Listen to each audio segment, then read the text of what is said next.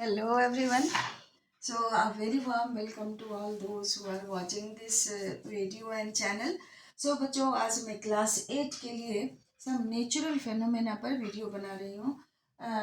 मैं उम्मीद करती हूँ कि आप लोग इसे देखोगे, समझोगे और अगर अच्छा लगे तो लाइक, शेयर एंड सब्सक्राइब भी करोगे। सो बच्चों, और अगर कुछ मुश्किल हो तो कमेंट बॉक्स में लिख के मुझसे पूछ भी सकते हो। आज मैं क्लास 8 के लिए सम नेचुरल फेनोमेना पर वीडियो बना रही हूँ। तो बच्चों, ये जो हमारा नेचुरल फेनोमेना है, इसे हम लोग कहते किसको हैं? Natural phenomena. तो हम लोग जितना भी नेचर में इंसिडेंट्स हो रहा है, सारा नेचुरल फेनोमेना है। तो उसमें से लाइक अर्थक्वेक, ये lightning and thunder, storm, occurring of day and night, eclipses, like that volcanic eruptions, many natural phenomena are there. तो उसमें से हम लोग को पढ़ना क्या है? लाइटनिंग एंड थंडर के बारे में और अर्थक्वेक के बारे में। तो अब हम लोग देखते हैं ये लाइटनिंग एंड थंडर का रीज़न क्या है। तो वैसे तो बच्चों, अगर कुछ बच्चे ऑलमोस्ट बहुत सारे बच्चे ऐसा ही करते हैं कि जो मेन क्वेश्चन आंसर है उसको लर्न कर लिए and that's okay for them. But अगर बेसिकली समझना चाहो तो मैं वहाँ से ही मैं शुरू कर रही हूँ और मुझे उम्मीद है आपको इसका एडवांटेज मिलेगा। और दोज हु आर क्यूरियस, जिन्हें जानना है, जिन्हें समझना है, उनके लिए बेनिफिशियल होगा। तो बच्चों, अब हम लोग शुरू करते हैं। तो सबसे पहले शुरू कीजिए इलेक्ट्रिसिटी से। इलेक्ट्रिसिटी, ये इसको किसे कहिए, क्या कहिएगा? स्टडी ऑफ चार्जेज को हम लोग कहेंगे इलेक्ट्रिसिटी। चार्जेज के स्टडी को इलेक्ट्रिसिटी कहेंगे। देखिए, ये ऐसे तो हम लोग इलेक्ट्रिसिटी को हम फॉर्म ऑफ एनर्जी भी कहते हैं, which is used by us in each step of our life. So but ये ब्रांच ऑफ फिजिक्स भी है छोटा सा, जिसमें हम लोग चार्ज के बारे में स्टडी करते हैं। उससे रिलेटेड बहुत सारी बातों को हम लोग पढ़ते हैं। तो इलेक्ट्रिसिटी को हम लोग दो पार्ट में, दो कैटेगरी में डिवाइड करते हैं। एक हो गया स्टैटिक और फ्रिक्शनल इलेक्ट्रिसिटी।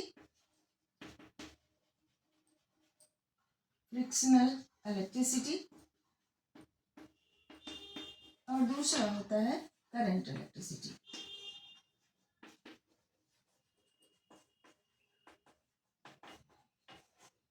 तो जैसा कि बच्चों, ये फ्रिक्शन चैप्टर, फ्रिक्शन के बारे में हमें पता है। तो दो ऑब्जेक्ट में फ्रिक्शन के कारण, घिसने के कारण, घर्षण के कारण जब चार्ज प्रोड्यूस होता है तो उसके स्टडी को हम लोग कहते हैं फ्रिक्शनल इलेक्ट्रिसिटी। और इस तरह से जो दो ऑब्जेक्ट को घिसने से चार्ज प्रोड्यूस हुआ, उसके स्टडी, वो जो क्या होता है, ऑब्जेक्ट के सरफेस पर स्टैटिक रहेगा। लाइक ये प्लास्टिक बॉडी इसका है, इस मार्कर का। अगर हम इसे बाल में रगड़ते हैं तो इस पर जो चार्ज प्रोड्यूस होगा उसे हम लोग कहेंगे स्टैटिक इलेक्ट्रिसिटी। इसके सरफेस पर स्टैटिक रहता है, इसलिए इसको हम लोग कहते हैं स्टैटिक इलेक्ट्रिसिटी। तो इसको क्या कहिएगा? Study of charges produced by friction between two objects, two things which stay static on the surface of object, surface। और इसलिए इसको हम लोग कहते हैं स्टैटिक इलेक्ट्रिसिटी, क्योंकि वो फ्रिक्शन से प्रोड्यूस हुआ और ऑब्जेक्ट के सरफेस पर स्टैटिक रहेगा, इसलिए उसको हम लोग कहेंगे स्टैटिक इलेक्ट्रिसिटी। और बच्चों, ये हो गया study of charges in motion को कहिएगा current electricity. Study of charges in motion को कहेंगे हम लोग करंट इलेक्ट्रिसिटी। ओके, तो बच्चों, इस चैप्टर में हमें इस फ्रिक्शनल इलेक्ट्रिसिटी या स्टैटिक इलेक्ट्रिसिटी के बारे में पढ़ना है। तो अब हम लोग शुरू करते हैं उसको।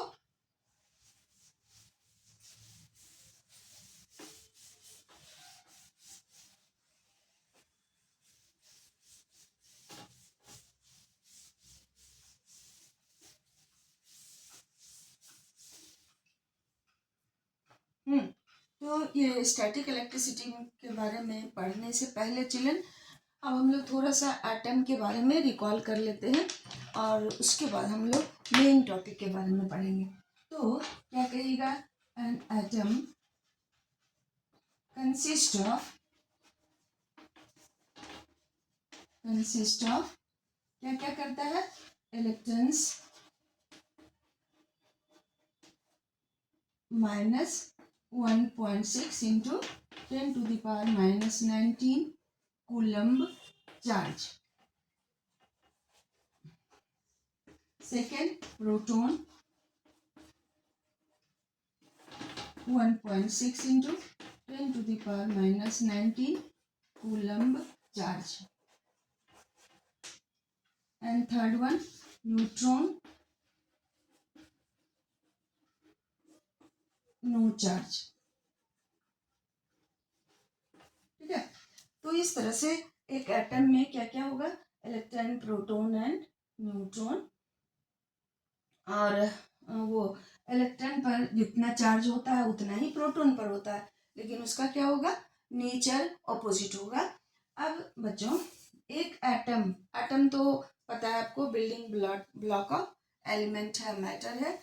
तो अब इसमें देखिए, an atom consist of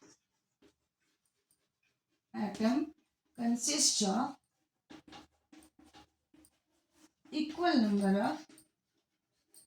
number of electron and protons. So they are said to be electrically neutral. They are said to be electrically neutral क्योंकि एक एटम में जितना नेगेटिव चार्ज होता है उतना ही पॉजिटिव चार्ज होता है, और दोनों को ऐड करके क्या हो जाएगा, 0 हो जाएगा। ओके चिल्ड्रन, सो यहाँ तक तो हमको पहले से भी पता है, हम लोगों ने पहले भी पढ़ा है, इसलिए ये हमें पता है। तो इस तरह से हम एक एटम को क्या क्या इलेक्ट्रिकली न्यूट्रल क्यों कहेंगे, क्योंकि एक एटम पर इक्वल नंबर ऑफ नेगेटिव और पॉजिटिव चार्ज है।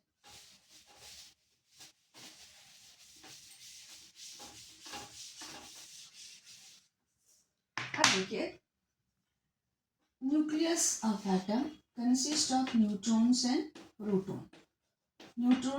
प्रोटॉन्स। अब क्या होता है, इलेक्ट्रॉन इसके चारों तरफ घूमता है डिफरेंट ऑर्बिट में, और फर्स्ट ऑर्बिट में 2 इलेक्ट्रॉन होता है, ये पता है आपको। और number of electron different orbit में हम लोग कैसे कैलकुलेट करते हैं, 2n² फार्मूला से, जहाँ n क्या है, नंबर ऑफ ऑर्बिट है।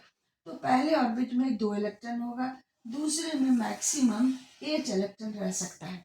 ओके चिल्ड्रन, सो तीसरे में 10 रह सकता है इस फॉर्मूला के अकॉर्डिंग। तो मान लीजिए कि सेकेंड ऑर्बिट, इस एटम में 2 ही ऑर्बिट है और सेकेंड ऑर्बिट में 3 इलेक्ट्रॉन है। तो ये जो 3 इलेक्ट्रॉन है सेकेंड ऑर्बिट में, इन तीनों इलेक्ट्रॉन को हम लोग कहते हैं फ्री इलेक्ट्रॉन या वैलेंस इलेक्ट्रॉन, और यही किसी एटम का वैलेंसी डिसाइड करता है। तो ये जो क्या, इसको क्या बोले हम, free electrons of outer most orbit are free. वो एक एटम से दूसरे एटम में अपने आप जा सकता है, उसे हम लोग रब करके, रगड़ के, घिस के हम लोग उसे अलग भी कर सकते हैं। ठीक है, तो चिल्ड्रन अब ये क्या होता है, ये जो फ्री इलेक्ट्रॉन के बारे में हम लोगों ने क्यों पढ़ा, तो हम लोग क्या करते हैं कि जब 2 ऑब्जेक्ट को आपस में घिसते हैं, जब 2 ऑब्जेक्ट को हम लोग आपस में रगड़ते हैं, तो क्या होता है, एक से इलेक्ट्रॉन निकल के दूसरे पर चला जाता है, दूसरे ऑब्जेक्ट पर चला जाएगा, और किससे किस पर जाएगा ये आप आगे के क्लास में पढ़िएगा साइंस में। तो पहले हम लोग जान लेते हैं, ये एक ऑब्जेक्ट से सिर्फ ट्रांसफर ऑफ इलेक्ट्रॉन होता है, प्रोटॉन ट्रांसफर नहीं होगा, क्योंकि प्रोटॉन न्यूक्लियस के अंदर बंद रहता है, वो एक एटम से दूसरे एटम में नहीं जा सकता है। प्रोटॉन को हम नहीं निकाल सकते हैं न्यूक्लियस से। एक्सेप्शनल कुछ ही एलिमेंट के साथ ये होता है, वो भी आप न्यूक्लियर रिएक्शन में जानोगे। तो ये जो फ्री इलेक्ट्रॉन है, इसके साथ देखिए क्या होता है। तो जब हम दो ऑब्जेक्ट को आपस में घिसते हैं, तो ये फ्री इलेक्ट्रॉन जो बाहर वाला आउटर मोस्ट ऑर्बिट में इलेक्ट्रॉन है, वो इलेक्ट्रॉन क्या होगा, एक ऑब्जेक्ट से दूसरे पर ट्रांसफर हो जाता है, चला जाता है। और जिससे इलेक्ट्रॉन दूसरे पर गया, उस पर पॉजिटिव चार्ज, क्योंकि उस पर लैक ऑफ इलेक्ट्रॉन, और जिस पर गया उस पर एक्सेस ऑफ इलेक्ट्रॉन हो गया। मान लीजिए ये एक एटम है, ये एक एटम है, और ये एटम है दो डिफरेंट ऑब्जेक्ट का, और इस पर मान लीजिए 3 इलेक्ट्रॉन आउटर मोस्ट ऑर्बिट में है, 3 प्रोटॉन भी होगा। इस पर मान लीजिए 9 इलेक्ट्रॉन है और 9 प्रोटॉन भी है। अब इससे 3 इलेक्ट्रॉन अगर इस पर चला गया, तो इस पर 3 पॉजिटिव चार्ज ज्यादा हो गया, क्योंकि इलेक्ट्रॉन इससे निकल चुका है, तो इस पर अब पॉजिटिव चार्ज होगा, और इस पर और 3 इलेक्ट्रॉन ऐड हो गया, तो इसमें 12 इलेक्ट्रॉन, ओके। और इसमें इलेक्ट्रॉन 3 प्रोटॉन बचा, 3 प्रोटॉन बचा नहीं, ज्यादा हो गया इलेक्ट्रॉन से। तो ये, क्योंकि ये तो आउटर मोस्ट ऑर्बिट वाला इलेक्ट्रॉन दूसरे पर ट्रांसफर हुआ है, तो इस तरह से और भी जो इलेक्ट्रॉन बचा होगा फर्स्ट ऑर्बिट में, वो होगा ही। तो इसमें 3 प्रोटॉन अब ज्यादा हो गया, और इसमें 3 इलेक्ट्रॉन अब ज्यादा हो गया, तो इस ऑब्जेक्ट पर नेगेटिव चार्ज होगा और इस पर पॉजिटिव चार्ज होगा। तो जो ऑब्जेक्ट इलेक्ट्रॉन को लूज करेगा उस पर पॉजिटिव चार्ज, और जो गेन करेगा उस पर नेगेटिव चार्ज होगा। By this way, the two objects are said to be charged. तो ये ऑब्जेक्ट को चार्ज होना हम कब कहेंगे, तो चार्ज होना कब कहिएगा, when an object loses or gains electron,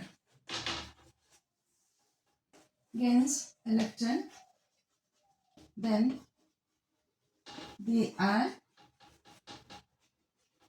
said to be charged.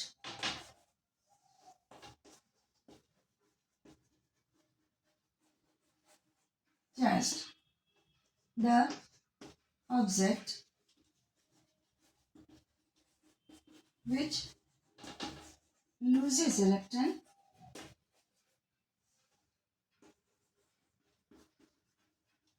electrons will have positive charge,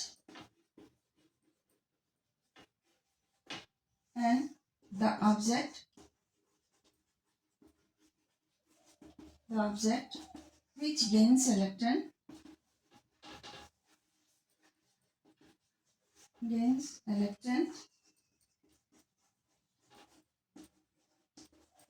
will have negative charge.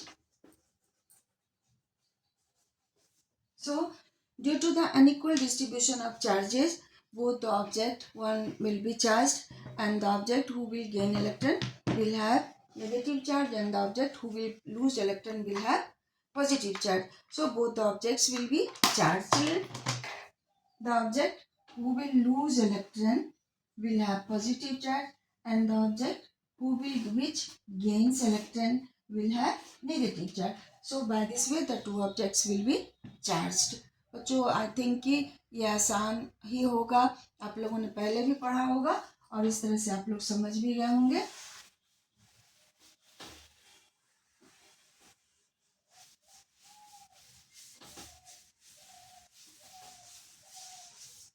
Now, for example, first में a glass rod rubbed with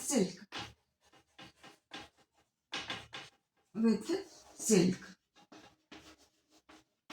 Then glass rod will have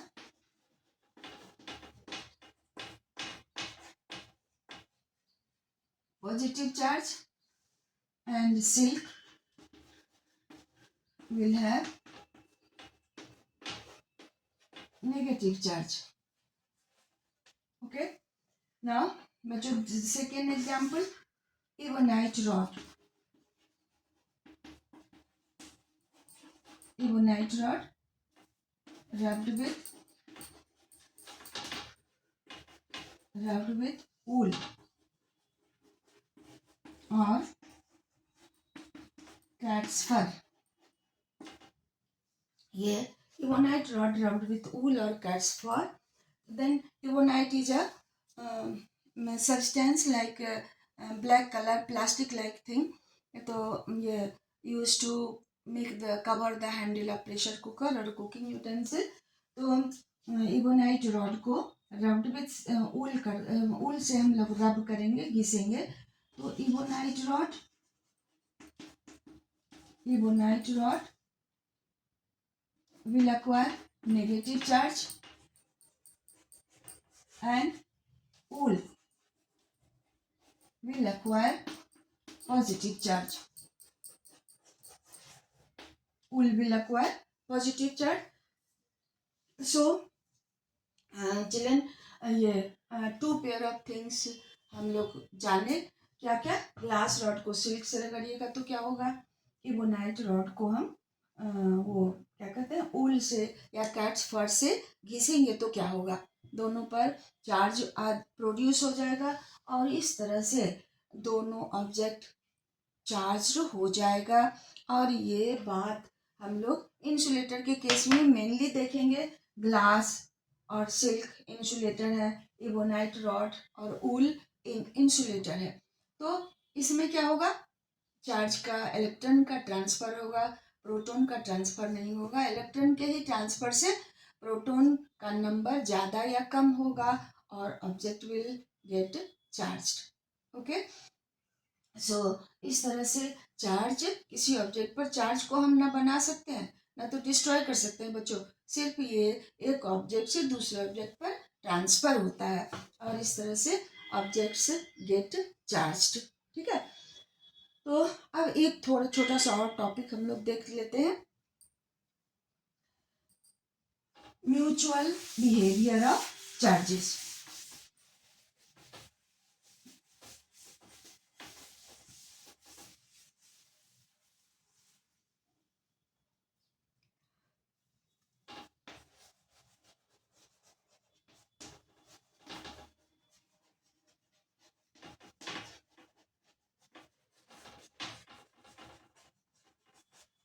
We can say attraction or repulsion between charges.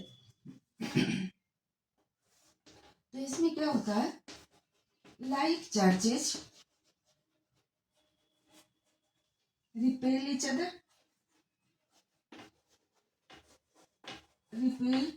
other and दूसरा unlike charges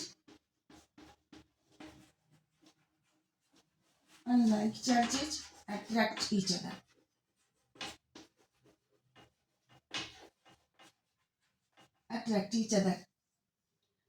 children, so अगर दो glass rod जिसको हम लोग silk से रगड़ लिए, एक ग्लास रॉड है जिसको हम लोग सिल्क से घिस लिए, सिल्क से इसको घिस दिए हैं तो इस पर पॉजिटिव चार्ज है. ओके. अब इसके पास अगर दूसरा ग्लास रॉड को आप लाते हैं, न्यूट्रल ग्लास रॉड को, ये न्यूट्रल है अभी, तो क्या होगा? ये इससे ये अट्रैक्ट हो जाएगा. ठीक है. ये इसके तरफ ये अपने आप मूव कर जाएगा, अट्रैक्ट हो जाएगा. अब क्या करते हैं, मीन्स क्या, एक चार्ज ग्लास रॉड दूसरे न्यूट्रल ग्लास रॉड को अट्रैक्ट कर रहा है. अब क्या करते हैं, इस ग्लास रॉड को भी हम सिल्क से रगड़ लिए. अब इस पर भी पॉजिटिव चार्ज हो गया. अब इसके पास जब आप इसको लाओगे तो क्या देखिएगा, ये इधर मूव कर गया, मीन्स क्या, इससे दूर भागेगा. तो लाइक चार्जेस दोनों पॉजिटिव चार्ज है ग्लास रॉड पर, इसलिए ये वो एक दूसरे से दूर भागेगा. Like charges repel each other, जैसा कि हम लोगों ने मैग्नेट में पढ़ा था, like pole of magnet repel each other and unlike pole attract each other. अब इस ग्लास, ये हो गया एक like charges repel each other. उसी तरह से हम लोग इसके पास क्या करते हैं, एक इबोनाइट रॉड को ले आए, ऊल से घिस के, इस पर नेगेटिव चार्ज है, तो जैसे ही इसको इसके पास लाइएगा, ये इसको अट्रैक्ट करेगा और ये इसको अट्रैक्ट करेगा, ये उसकी तरफ मूव कर जाएगा। तो ये क्या शो कर रहा है, unlike charges attract each other. बच्चों, तो ये चीज़ पता नहीं आपने देखा है कि नहीं, अगर जो मेन इलेक्ट्रिक केबल वायर है उस पर किसी चिड़िया को आप बैठे देखो तो आपको समझ में आएगा कि उनका फेदर अपने आप फैला रहता है, इस तरह से स्प्रेड कर जाता है, क्योंकि मेन इलेक्ट्रिक केबल वायर पर से इलेक्ट्रॉन का फ्लो होते रहता है, चार्जेस फ्लो होते रहते हैं। तो क्या होगा, बर्ड के बॉडी पर भी, फेदर पर भी चला जाता है, and feathers are not connected with each other, वो अलग अलग है, हल्का हल्का है। तो charge same charges electron on their feathers repel each other, और इस तरह से उनका फेदर अपने आप स्प्रेड कर जाता है। उसी तरह से अगर आपके डोर में कर्टेन लगा हुआ है नायलॉन का, मीन्स सिंथेटिक मटेरियल का, और आप उससे अंदर बाहर जाओ, घर रूम के अंदर जाते हैं, तो ध्यान देना कि आपका आपके हाथ का बाल उससे अट्रैक्ट होगा, क्योंकि अंदर बाहर जाने से उसके साथ वो घर्षण होता है, फ्रिक्शन होता है, इस तरह से वो चार्ज हो जाता है, और उस चार्ज का इफेक्ट हम लोग देखते हैं। टीवी स्क्रीन के पास आप जाओ तो आपका बाल उससे अट्रैक्ट होगा, ऐसे लगेगा कि वो खींच रहा है। तो इस तरह से यहाँ हम लोग चार्जेज का इफेक्ट देखते हैं। और इससे आगे का टॉपिक बच्चों अगले दिन हम लोग दूसरे वीडियो में पढ़ेंगे, और आई थिंक कि आपको समझ में आया होगा। अगर मैं समझाने के लायक होंगी तो आप ज़रूर समझे होंगे, और अगर समझे हैं तो like and share and subscribe कीजिएगा, so that it will be the reward of my hard work, and thank you for watching.